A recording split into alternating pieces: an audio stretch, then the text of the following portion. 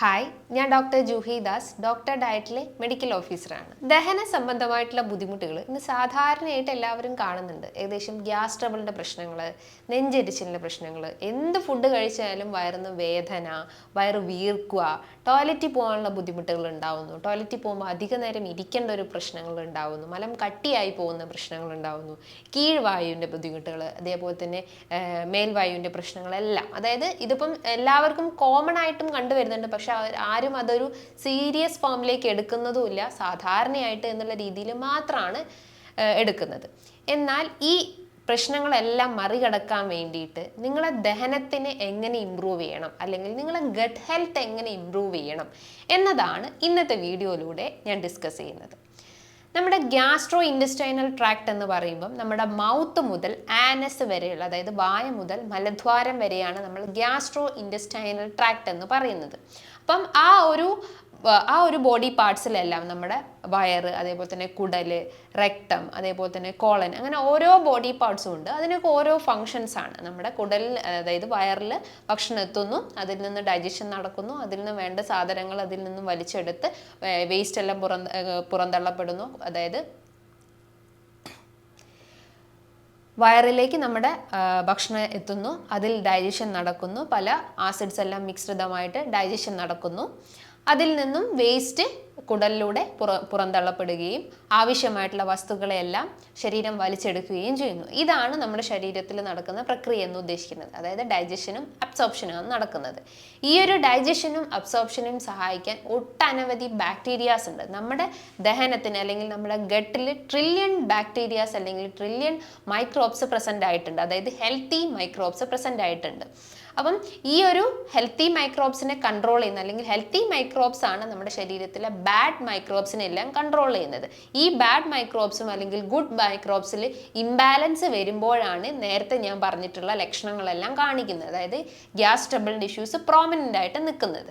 അപ്പോൾ അതിനെയാണ് നമ്മൾ small intestinal bacterial over growth എന്നൊക്കെ പറയാറുണ്ട്, സിബോ എന്നൊക്കെ പറയാറുണ്ട്. അതായത് ഈ വേണ്ടാത്ത ബാക്ടീരിയാസ് അധികമായിട്ട് ശരീരത്തിൽ പ്രവർത്തിക്കുമ്പോഴാണ് അത് ഈ പ്രശ്നങ്ങളെല്ലാം ക്രിയേറ്റ് ചെയ്യുന്നത്. അപ്പോൾ എങ്ങനെയാണ് നിങ്ങളെ ഗട്ട് ഹെൽത്ത് ഡാമേജ് ആവുന്നതെന്ന് നിങ്ങൾ ശ്രദ്ധിച്ചിട്ടുണ്ടോ?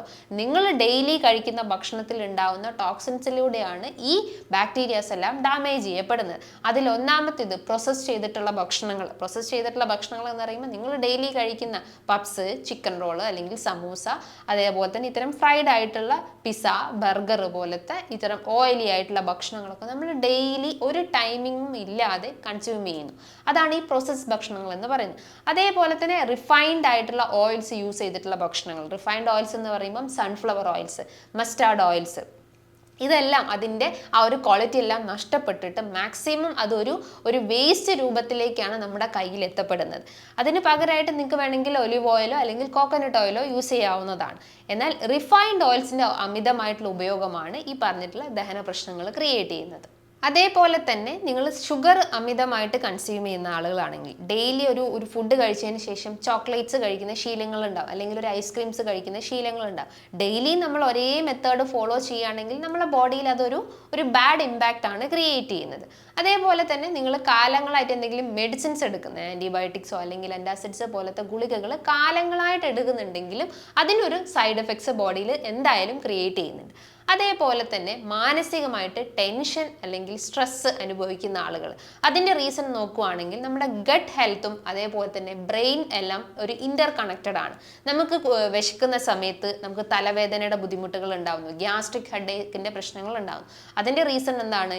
ഈ ഹോർമോൺസിലെല്ലാം വ്യതിയാനങ്ങൾ വരുമ്പോൾ അത് നമ്മളെ ദഹനത്തിനെയും ബാധിക്കുന്നു. അതേപോലെ തന്നെ നമുക്ക് ഈ മാനസികമായിട്ടുള്ള ബുദ്ധിമുട്ടുകൾ ഉണ്ടാകുന്നു. ഈ സ്ട്രെസ്, ആങ്സൈറ്റി കൂടിയ ആളുകൾക്ക് ചിലപ്പം ഫുഡ് കഴിക്കാനുള്ള ഇൻട്രസ്റ്റ് ഉണ്ടാവില്ല, വിശപ്പ് കുറഞ്ഞു പോകുന്ന പ്രശ്നങ്ങൾ ഉണ്ടാവുന്നു. ചില കേസസിൽ ഓപ്പോസിറ്റ് ആയിട്ട് വരാം, വിശപ്പ് കൂടുന്ന പ്രശ്നങ്ങൾ ഉണ്ടാവുന്നു. അതേപോലെ തന്നെ ദഹനത്തിന് എന്തെങ്കിലും പ്രശ്നങ്ങൾ ഉണ്ടെങ്കിൽ നമ്മളെ ഇമ്മ്യൂണിറ്റിയെ ബാധിക്കാവുന്നതാണ്. അതായത് ഒന്നും ഫുഡ് കഴിക്കാതെ ഇരിക്കുമ്പോൾ നമുക്ക് ഇൻഫെക്ഷൻസ് പെട്ടെന്ന് വരുന്നു, നമ്മുടെ ഇമ്മ്യൂണിറ്റി ലോവർ ലെവലിലോട്ട് പോകുന്നു. അങ്ങനെ എല്ലാം ഇന്റർ കണക്റ്റഡ് ആണ്. നമ്മുടെ ഇമ്മ്യൂണിറ്റി, സ്ട്രെസ്, അതേപോലെ തന്നെ ബ്രെയിൻ, അതേപോലെ തന്നെ ഗട്ട് എല്ലാം ഇന്റർ കണക്റ്റഡ് ആണ്. ഒന്നിന് ഡാമേജ് പറ്റിക്കഴിഞ്ഞാൽ തന്നെ ഓൾ ടുഗദർ ആയിട്ട് എല്ലാം ഡാമേജ് ആവാനുള്ള ഒരു ചാൻസസ് ഉണ്ട്. അപ്പം സ്ട്രെസ് അനുഭവിക്കുന്ന ആളുകൾ അതും ഇതിനൊരു ഫാക്ടറായിട്ട് വർക്ക് വർക്ക് ചെയ്യുന്നുണ്ട്. അതേപോലെ തന്നെ ഈ ഉറക്കം കറക്റ്റായി കിട്ടിയിട്ടില്ലെങ്കിലും ഈ ദഹനത്തിൻ്റെ പ്രശ്നങ്ങൾ ക്രിയേറ്റ് ചെയ്യുന്നുണ്ട്. എസ്പെഷ്യലി ഇപ്പോൾ കുട്ടികളുടെ കേസൊക്കെ നോക്കുകയാണെങ്കിൽ ഇപ്പോൾ 10th പ്ലസ് 2 ഒക്കെ പഠിക്കുന്ന കുട്ടികളാണെങ്കിൽ ഉറക്കമൊഴിഞ്ഞിരുന്ന് പഠിക്കുന്ന ആളുകളായിരിക്കാം, എസ്പെഷ്യലി രാത്രി കാലങ്ങളിലൊക്കെ. അപ്പം ആ ഒരു ടൈമിൽ അല്ലെങ്കിൽ സ്ലീപ്പിൻ്റെ ടൈമിൽ നമ്മൾ മറ്റുള്ള ആക്ടിവിറ്റീസിൽ ഇൻവോൾവ് ചെയ്യുക, അല്ലെങ്കിൽ ഈ പറഞ്ഞിട്ടുള്ള പഠനം അല്ലെങ്കിൽ എന്തെങ്കിലും ഒരു ഡിസ്റ്റർബൻസ് ക്രിയേറ്റ് ചെയ്യുന്ന കാര്യങ്ങൾ ചെയ്യുകയാണെങ്കിൽ അത് നമ്മളെ ദഹനത്തിന് ഇമ്പാക്റ്റ് ചെയ്യുന്നു, അല്ലെങ്കിൽ ദഹനത്തിന് ഒരു ബാഡ് ഇമ്പാക്റ്റ് ക്രിയേറ്റ് ചെയ്യുന്നു. ഉറങ്ങുന്ന സമയത്താണ് നമ്മുടെ ബോഡിയിലെ എല്ലാ മെറ്റബോളിസവും കറക്റ്റായിട്ട് നടക്കുന്നത്, അല്ലെങ്കിൽ നമ്മുടെ ബോഡിയിലെ എല്ലാ ഫിസിയോളജിക്കൽ പ്രോസസ്സും നടക്കുന്നത് നമ്മൾ ഉറങ്ങുന്ന ടൈമിങ്ങിലാണ്. അപ്പോൾ ഉറങ്ങുന്ന ടൈമിങ്ങിൽ ആ ഒരു ഉറക്കം ഡിസ്റ്റർബ് ആയിട്ടുണ്ടെങ്കിൽ ആ ഫിസിയോളജിക്കൽ പ്രോസസ്സിലും ഡിസ്റ്റർബൻസ് വരുന്നു.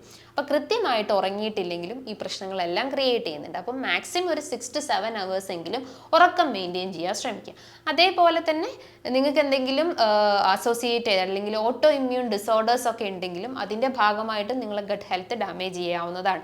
എസ്പെഷ്യലി തൈറോയിഡിൽ എന്തെങ്കിലും ഇഷ്യൂസ് വരിക, അതേപോലെ തന്നെ മറ്റുള്ള എന്തെങ്കിലും ഹോർമോണൽ ഇംബാലൻസ്, അതായത് SLE പോലത്തെ എന്തെങ്കിലും കംപ്ലയിൻസ് ഒക്കെ ഉണ്ടെങ്കിലും ഒരു പരിധി വരെ നമ്മളെ ഈ ഒരു ദഹനത്തിനെ എഫക്റ്റ് ചെയ്യാനുള്ളൊരു ചാൻസസ് ഉണ്ട്, അല്ലെങ്കിൽ നമ്മളെ ഗട്ട് ഹെൽത്തിനെ ഡാമേജ് ചെയ്യാനുള്ളൊരു ചാൻസസ് ഉണ്ട്. അതേപോലെ കൃത്യമായിട്ട് വർക്കൗട്ട് ചെയ്തിട്ടില്ല, നിങ്ങളുടെ ശരീരഭാരം കൂടി വരുന്നു, അല്ലെങ്കിൽ ശരീരത്തിൻ്റെ വെയിറ്റ് കൂടി വരുന്നു, കുടവയറിൻ്റെ പ്രശ്നങ്ങളെല്ലാം ക്രിയേറ്റ് ചെയ്യുന്നു. അപ്പം ശരീരഭാരം നിയന്ത്രിച്ചിട്ടില്ലെങ്കിലും അത് നമുക്ക് ഈ പറഞ്ഞിട്ടുള്ള ബ്ലോട്ടിങ് അല്ലെങ്കിൽ വയറ് വീർക്കുന്ന പ്രശ്നങ്ങൾ, ഗ്യാസ് ട്രബിളിൻ്റെ പ്രശ്നങ്ങളെല്ലാം ക്രിയേറ്റ് ചെയ്യാനുള്ള ഒരു ചാൻസസ് ഉണ്ട്. അപ്പം നിങ്ങൾ എന്തായാലും നിങ്ങളുടെ കാരണങ്ങൾ, അല്ലെങ്കിൽ ഈ ഒരു അസുഖത്തിൻ്റെ കാരണങ്ങൾ അല്ലെങ്കിൽ ബുദ്ധിമുട്ടിൻ്റെ കാരണങ്ങൾ നിങ്ങൾ ആദ്യം കണ്ടെത്തുക. നിങ്ങൾക്ക് എന്തെങ്കിലും ഇപ്പം ഈ പറഞ്ഞിട്ടുള്ള ബ്ലോട്ടിങ് ടെൻഡൻസി ഒക്കെ ഉണ്ടെങ്കിൽ ചിലപ്പം പെട്ടെന്നായിരിക്കും ആ ഒരു ബ്ലോട്ടിങ് ടെൻഡൻസി വരുന്നത്. അപ്പം നിങ്ങൾ ജസ്റ്റ് ഒന്ന് റിവൈൻഡ് ചെയ്യുക, നിങ്ങൾ ഇന്നലെ എന്താണ് ഫുഡ് കഴിച്ചത്, ഇന്നലെ ചിലപ്പോൾ നിങ്ങൾ പയറ് അടങ്ങിയിട്ടുള്ള ഭക്ഷണങ്ങൾ കഴിച്ചിട്ടുണ്ടോ, അല്ലെങ്കിൽ കൂടുതൽ ഓയിലി ആയിട്ടുള്ള ഭക്ഷണങ്ങൾ കഴിച്ചിട്ടുണ്ടോ. അപ്പോൾ എല്ലാത്തിനും അതിൻ്റെതായ റീസൺസ് ഉണ്ട്, അല്ലെങ്കിൽ ഒരു കാരണം ഇല്ലാതെ നിങ്ങൾക്ക് ഈ ബുദ്ധിമുട്ടുകൾ വരില്ല. അപ്പോൾ ആ റീസൺസ് ആദ്യം ഫൈൻഡ് ഔട്ട് ചെയ്തിട്ട് അത് ആദ്യം ക്ലിയർ ഔട്ട് ചെയ്യാൻ ശ്രമിക്കുക. ഇനി നിങ്ങളെ ഗട്ട് ഹെൽത്ത് ഇംപ്രൂവ് ചെയ്യുന്ന കാര്യങ്ങളാണ് ഞാൻ അടുത്ത് പറയാൻ പോകുന്നത്. ഗട്ട് ഹെൽത്ത് ഇംപ്രൂവ് ചെയ്യുക എന്ന് പറയുമ്പം നിങ്ങൾ ആദ്യം നിങ്ങളുടെ ഡയറ്റ് ബാലൻസ് ചെയ്യാൻ ശ്രമിക്കുക. ബാലൻസ് ചെയ്യുക എന്ന് പറയുമ്പം കാർബോഹൈഡ്രേറ്റ്, പ്രോട്ടീൻസ്, ഫൈബേഴ്സ്, ഫാറ്റ്സ് ഇതെല്ലാം ബാലൻസ്ഡ് ആയിരിക്കണം. അതേപോലെ തന്നെ നിങ്ങൾ ഫ്രൂട്ട്സ് ഒക്കെ കൺസ്യൂം ചെയ്യുമ്പോൾ മാക്സിമം പിഗ്മെൻറ്റഡ് ആയിട്ടുള്ള ഫ്രൂട്ട്സ് കൺസ്യൂം ചെയ്യുക, അല്ലെങ്കിൽ സീസണൽ ഫ്രൂട്ട്സ് ഒക്കെ കൺസ്യൂം ചെയ്യുക. അധികം മധുരേറിയിട്ടുള്ളത് വേണമെന്നില്ല. ഈ ഓറഞ്ച്, പേരക്ക, മൊസംബി അല്ലെങ്കിൽ ആപ്പിളൊക്കെ നിങ്ങൾക്ക് കൺസ്യൂം ചെയ്യാവുന്നതാണ്. അതും ഭക്ഷണത്തിന് മുൻപായിട്ട് കൺസ്യൂം ചെയ്യാൻ ശ്രമിക്കുക.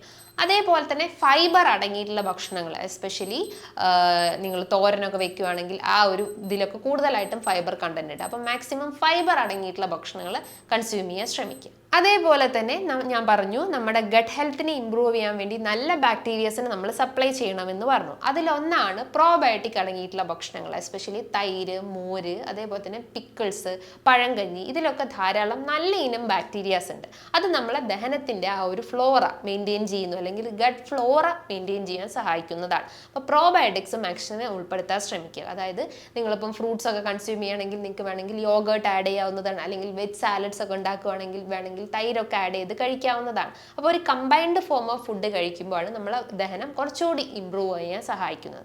അതേപോലെ തന്നെ മറ്റൊന്നാണ് healthy fats. omega-3 fatty acids അടങ്ങിയിട്ടുള്ള ചെറിയ മത്സ്യങ്ങൾ നിങ്ങൾക്ക് കൺസ്യൂം ചെയ്യാവുന്നതാണ്, നട്ട്സ് ഐറ്റംസ് കൺസ്യൂം ചെയ്യാവുന്നതാണ്.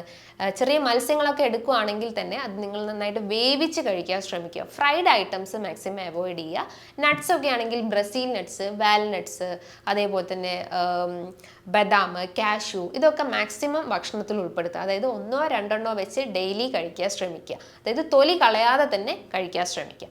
അതോടൊപ്പം തന്നെ നേരത്തെ ഞാൻ പറഞ്ഞിട്ടുള്ള സ്ട്രെസ് ലെവൽ കൺട്രോൾ ചെയ്യുക, ഉറക്കം കൺട്രോൾ ചെയ്യാൻ ശ്രമിക്കുക. അതായത് ഉറക്കം കൃത്യമായിട്ടുള്ള രീതിയിൽ മെയിൻറ്റെയിൻ ചെയ്യാൻ ശ്രമിക്കുക. വാട്ടർ ഇൻടേക്കും ഏറ്റവും ഇമ്പോർട്ടൻ്റ് ആണ്. എംപ്റ്റി സ്റ്റൊമക്കിൽ ഏകദേശം ഒരു 1-2 ഗ്ലാസ് വെള്ളം കുടിക്കാൻ ശ്രമിക്കുക. നോർമലി ഒരു ഹെൽത്തി ബോഡിക്ക് ആവശ്യമായിട്ടുള്ള ഒരു വാട്ടർ ഇൻടേക്ക് നോക്കുകയാണെങ്കിൽ ഏകദേശം ഒരു 3 liter to 4 liter ആണ് നോർമൽ വാട്ടർ ഇൻടേക്ക് എന്ന് പറയുന്നത്. അതേപോലെ തന്നെ ഫെർമെൻറ്റഡ് ആയിട്ടുള്ള ഭക്ഷണങ്ങൾ, എസ്പെഷ്യലി പുളിപ്പിച്ച ആഹാരങ്ങളൊക്കെ കഴിക്കുമ്പോൾ നിങ്ങൾക്ക് അതൊരു പരിധി വരെ ഈ പറഞ്ഞിട്ടുള്ള ദഹന സംബന്ധമായിട്ടുള്ള ബുദ്ധിമുട്ടുകൾ പ്രിവെൻറ്റ് ചെയ്യാൻ പറ്റുന്നതാണ്. കൃത്യമായിട്ട് വർക്കൗട്ട് ചെയ്യാൻ ശ്രമിക്കുക. അതായത് കുടലിന് മൂവ്മെൻറ്റ്സ് കൊടുക്കുന്ന രീതിയിലുള്ള വർക്കൗട്ട് ചെയ്യാൻ ശ്രമിക്കുക. ഈ പറഞ്ഞിട്ടുള്ള കാര്യങ്ങൾ നിങ്ങൾ കൃത്യമായിട്ട് നിങ്ങളുടെ ലൈഫിൽ ഫോളോ ചെയ്ത് കഴിഞ്ഞാൽ ഈ പറഞ്ഞിട്ടുള്ള ദഹനത്തിൻ്റെ പ്രശ്നങ്ങളോ അല്ലെങ്കിൽ ഗ്യാസ് ട്രബിളിൻ്റെ ഇഷ്യൂസോ വയറ് വീർക്കുന്ന പ്രശ്നങ്ങളൊക്കെ ഉണ്ടെങ്കിൽ അത് ബാലൻസ് ചെയ്യാൻ പറ്റുന്നതാണ്. ഇനി ഇതുമായി ബന്ധപ്പെട്ട് നിങ്ങൾക്ക് എന്തെങ്കിലും ഡൗട്ട്സ് ഒക്കെ ഉണ്ടെങ്കിൽ താഴെ കാണുന്ന നമ്പറിൽ ജസ്റ്റ് ഒന്ന് കോൺടാക്ട് ചെയ്യാവുന്നതാണ്. നല്ലൊരു ഹെൽത്ത് ടോപ്പിക്കുമായി വീണ്ടും കാണാം. Thank you.